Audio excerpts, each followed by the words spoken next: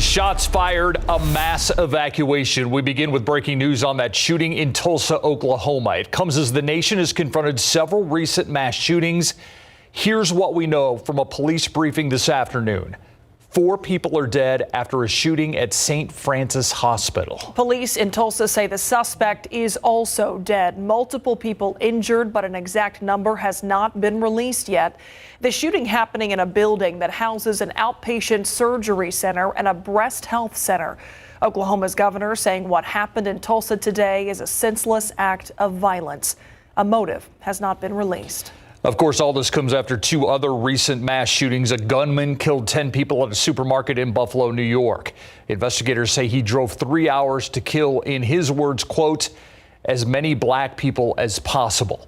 10 days later, evil hit South Texas as another gunman killed 19 students and 2 teachers in Uvalde. Tonight, San Antonio honoring the lives of those lost in Uvalde. A prayer vigil held at Woodlawn Lake comes as families say their goodbyes. As the night team's John Paul Mariachis explains, those behind tonight's vigil, they know the pain of burying a child. 21 angel wings, one for each of the victims at Robb Elementary, were center stage in this prayer vigil at Woodlawn Lake. The organizers from Last Chance Ministries and nonprofit Benjamin's Right Hand say the power of prayer is needed now more than ever as funeral services are underway in Uvalde. See the casket going down, and reality is really going to hit, and it's going to be terrible. And I hate to say those words. They're laying their kids 6 feet underground. I mean, this is like so hard for everyone to, it's traumatic. Pastor Jimmy Robles and Jessica Craven say they know the feeling of burying a child. They explain the vigil signifies that all the lives lost are now angels with God. Their T-shirts showed children walking up the steps to heaven on the front, and on the back, the faces of the Uvalde victims. Remembering the days that we had to go and pick a casket and walk cemeteries, we weren't prepared for that. And I know the parents in Uvalde, they weren't prepared for this either. It's all new to them. Their journey is about to begin. My journey's been 5 years, and it's still not the same. Their prayer and support also comes with this message. There's hope. You know, after this long 7 years, you know, God has given me peace and hope, and I just want to, you know, share that with them. The pastor tells us the vigil was held at the park because that's where the kids should be playing and celebrating their summer vacation. Instead, their families, as well as the families of the 2 teachers that lost their lives, are saying their final goodbyes. As for the 21 angel wings that were made, those will be taken to Uvalde for the families this upcoming Friday. John Paul Barajas, KSAT 12 News. Thank you, John Paul. Funerals are continuing for the victims in Uvalde. Family members honored 10-year-old Jose Flores Jr. today. His parents say he loved baseball and video games and was full of energy. His step-grandfather spoke with KSAT just as he placed flowers at a memorial last week. Full of life. It was my life, and I die with him. And I pray to be in heaven and all the children. A funeral also held for fourth grade teacher Irma Garcia today. This year marked the 23rd year of teaching at Robb Elementary. In a letter on the school's website, she told her students about her and her husband's 4 children, the youngest just in 7th grade. And just 2 days after the shooting, her husband Joe Garcia died. His family says it was due to his grief, and he had just placed flowers at his wife's memorial. His funeral also held today. The San Antonio Zoo continuing its 21-night effort to remember the victims in Uvalde. Tonight, the zoo parking garage lit up in maroon for Robb Elementary teacher Eva Morales. We're also learning Irma Garcia taught alongside Eva Morales for 5 years at Robb Elementary. Her friend, who was also a DPS trooper on the scene, says he was there as Eva took her final breaths. Juan Maldonado met Morales and her husband, Ruben, years ago when their daughters joined the same select soccer team. He says Morales was known for her vibrant personality and her love for her students and her children. Eva's a fighter, and she did everything she could to protect her babies, and that's her students. So we know she did everything she could, and she protected them to her last breath. protected them until her last breath. Mariachis was also known for her love of CrossFit. Now a workout of the day has been developed in her honor called Eva Strong Hero. CrossFit members around the world will celebrate Eva's passion for life on June 18th. A mariachi caravan is trying to help with healing in Uvalde. San Antonio artist Cruz Ortiz helped bring together dozens of mariachis from San Antonio and surrounding areas to help console the community in Uvalde. The Night Team's Alicia Barrera explains the cultural significance of the music and the song that was written for the victims. Today in Uvalde's Placita, or Town Square, culture and traditions helped with a grieving process. Our music is a heavy music, especially in times like this. From their instruments to their attire to the solemn lyrics, today they played to ease the hurt in Uvalde. My prayer to them is that as they go through this and as they have those waves of hurt, that they get lighter and lighter. And while the mariachis helped console, copies of a corrido, a centuries-old Mexican tradition, were handed out. A corrido is a story told through a song. Think of it as a journal, and in this case, it recounts the moments lived by Los Ángeles de Uvalde, the 21 angels of Uvalde, as seen through the eyes of artist Cruz Ortiz. The mariachis, the trios, the conjuntos would come out and sing literally what was printed the news of the day. It'll be in the coming days that Anthony Medrano himself will help create the music for the corrido to carry on the tradition and the memories. This is why we had to, as artists, as músicos, musicians, we had to come together to come help support Uvalde. In Uvalde, Alicia Barrera, KSAT 12 News. So beautiful. Well, the future of the Robb Elementary School building still being discussed tonight, but the superintendent for the school district says the campus will not host classes next school year. Dr. Hal Harrell did not say where the nearly 600 students would attend class. He also did not say whether or not the building would be demolished. State Senator Roland Gutierrez, who represents Uvalde, told me on Sunday he spoke with President Joe Biden, and he says the federal government has a program to fund the teardown of the school and to build a new one. Another question tonight, why a ceremony that's usually very public took place in private? We're talking about Chief Pete Arredondo, who officially took office last night as he was sworn in as a councilman for the city of Uvalde. But he is facing criticism as the school district police chief for his response in last week's shooting. Arredondo is also accused of refusing to respond to investigators for a follow-up interview. Now, he claims that he has been in contact with DPS. The defenders obtained Arredondo's state law enforcement training records. He has 28 years experience as an officer, has his Master Peace Officer's certificate, and had 8 hours of active shooter training in December of last year. Officers were held off on entering the classroom where the shooting took place at Robb Elementary, a decision that DPS has since said was wrong. And going back to the questions surrounding the cancellation of yesterday's council meeting and the decision instead to conduct a private swearing in for Arredondo, well, one area attorney who represents cities and school districts says that move was legal, but it sends the wrong message. In my opinion, was a lost opportunity to show resolve and leadership in the face of unrelenting adversity. The City Council instead opted to conduct public business behind closed doors. Mark Anthony Sanchez says despite the massive tragedy engulfing that community, Uvalde's charter requires council members to take office on the 24th day since the election, or as near to that as possible. Tuesday was the deadline. School districts across Texas will have a full review of their safety procedures this summer. That comes as a directive from Governor Abbott to the Texas School Safety Center. He wants all districts to review their emergency operations and active threat plans, make sure staff are trained on safety procedures, and complete a full assessment of school access control procedures, things like visitor check-ins, door locks, and other access points, all by September 1st. The governor's directive also calls for, quote, in-person, unannounced, random intruder audits to ensure districts are prepared for any situation. I want to get to some more breaking news tonight. First responders are actually on the scene of a deadly crash. Firefighters confirming a woman was hit by a vehicle and died. We're still waiting to hear about the driver involved. This is near I-10 and Medical Drive tonight. It appears to be on the eastbound frontage road there. TransGuide reports an exit ramp is blocked off, as well as several frontage lanes.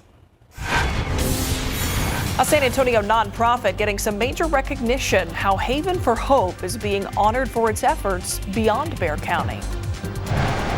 And so we've got to have a way to take care of them or they're just going to return to the street. Counting and caring for San Antonio's homeless population. What is being done to help them move toward a fresh start? And the search for answers continues in Tulsa, Oklahoma, as police investigate a shooting at a medical facility there. Now we are hearing from some of those impacted. That's coming up next on the Nightbeat.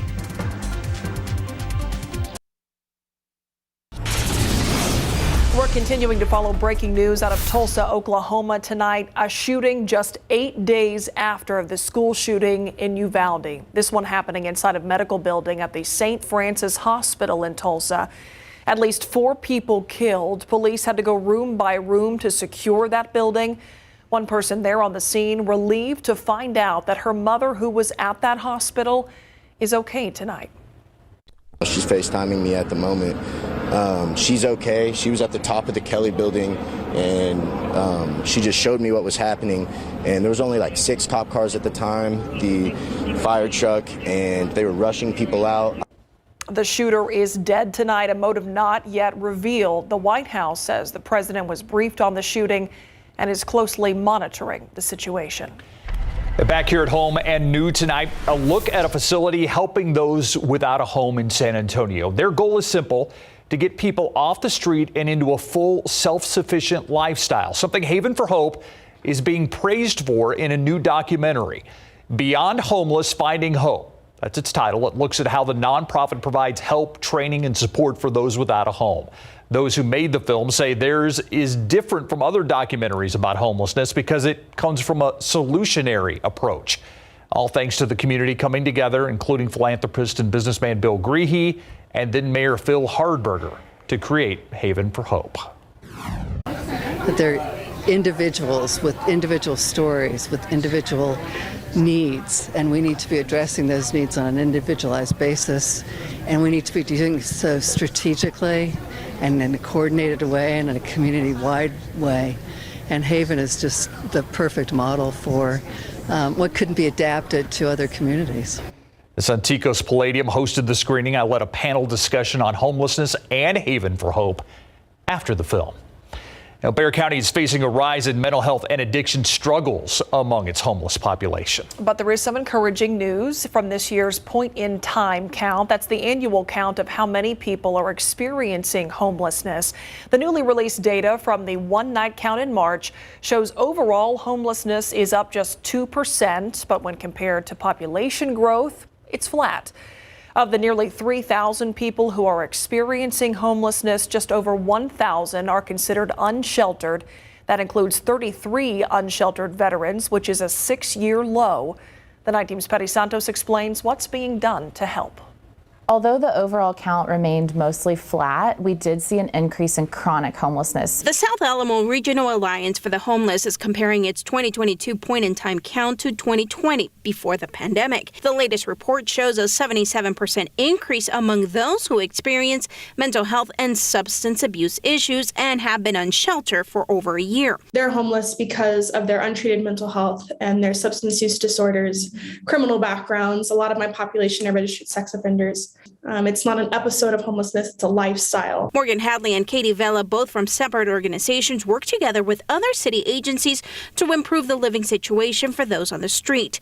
That takes a joint effort, including time, money, and planning beyond emergency shelters. Our free treatment programs are very limited here in San Antonio. We only have a couple, and they're exhausted, they're full, there's wait lists for them. And what happens when those who complete treatment are ready to be on their own? A solution has already been in the works. Later this year, Town Twin Village will provide 200 homeless individuals permanent housing. San Antonio's housing project on the east side will cater to chronic homeless seniors. City voters approved a $1.2 billion bond in May. $150 million of that will go to create housing. To really move the needle with unsheltered homelessness, we need these supportive housing units. We estimate we need about 1,000. Patty Santos, KSAT 12 News. Looking outside with live cam, we have some low clouds starting to redevelop overhead, and we did have a few showers here and there earlier today, and I do think we have another shot at some shower activity as we get into tomorrow. That's one of our headlines, another chance of a few more showers, but don't get too excited. And here's the key. Now it's official. May's in the books officially. The numbers are in. And it was the hottest May on record here in San Antonio, and by a long shot. And our records go back to 1885. Also, the slight chance of some tropical development. So let's get right to it here and take a look at our rain chances. About 30 to 40% tomorrow. That's all we're looking at right now. And then Friday, a 20% chance, and then nothing as we go on into the weekend. So here's the situation. Other parts of Texas actually getting some good rain, and even some parts of our area, basically from Gonzales to Hallettsville to Cuero, Yorktown area. We had some decent showers earlier today, but they were highly isolated otherwise. And now the action, West Texas, we're really drought stricken, and even up into the Panhandle in North Texas. It's good to see some rainfall in those locations, even up towards San Angelo and Midland, getting in on some of that activity. One cause is actually a cool front that's dropping southward, and it is going to, I think, help us a little bit as we get into tomorrow afternoon in helping to conjure up and kickstart a few thunder showers here and there, non-severe. Here's our futurecast tomorrow. Early morning, we start with the low clouds. By 10 a.m., we start to see some sunshine. And then that weak boundary drops in, and I do think it's going to be enough to kickstart some very widely separated downpours here and there, but fairly brief downpours. And don't pay very close attention to the exact placement of the potential downpours, just the mere fact that even our high resolution models are starting to indicate that possibility. Today, let's talk temperatures. 99 the high. That's just a few degrees shy of the record of 101 set back in 1887. Cold front off to the north. Look at Lubbock, 58. Amarillo at 54. Even Oklahoma City, 62. Wichita, Kansas at 59. We're going to stay on the warm side of this boundary. Yeah, it's going to drop closer to us tomorrow, then stall and basically wash out. So right now we're in the 80s, and that's 81 Bernie, 84 Stinson, 82 Devine, 82 in New Braunfels. Tomorrow morning, we'll start the day in the mid-70s, 76, and then by the afternoon, mid-90s. And it's going to look and feel a lot like today, but I do think the coverage of those brief downpours will be a little bit better tomorrow than what we've had earlier today. High temperatures, for the most part, mid-90s. You get into the hill country, and we'll shave a few degrees off. Comfort, Bulverde, 90 degrees, the high temperature. Looking ahead, back to the century mark by Sunday, 101. That would tie the record for the day. Into Monday, 102. That would be a new record, so get ready for more triple digits. We're not trying to break records, right? Not purposely. Yeah, well, Going for? Okay. Yeah, we're just doing it effortless. We're doing it effortlessly. Making sure. All right, so SEC meetings taking place. Interesting roundtable. What, you're talking about with Jimbo Fisher, Nick Saban? Yes. Yeah, the question is, have they buried the hatchet and not into each other, right? All right, when we come back, is the feud ongoing or is it finally over? When we come back, Jimbo Fisher lets us know, and DeHannis does it again. Coming up.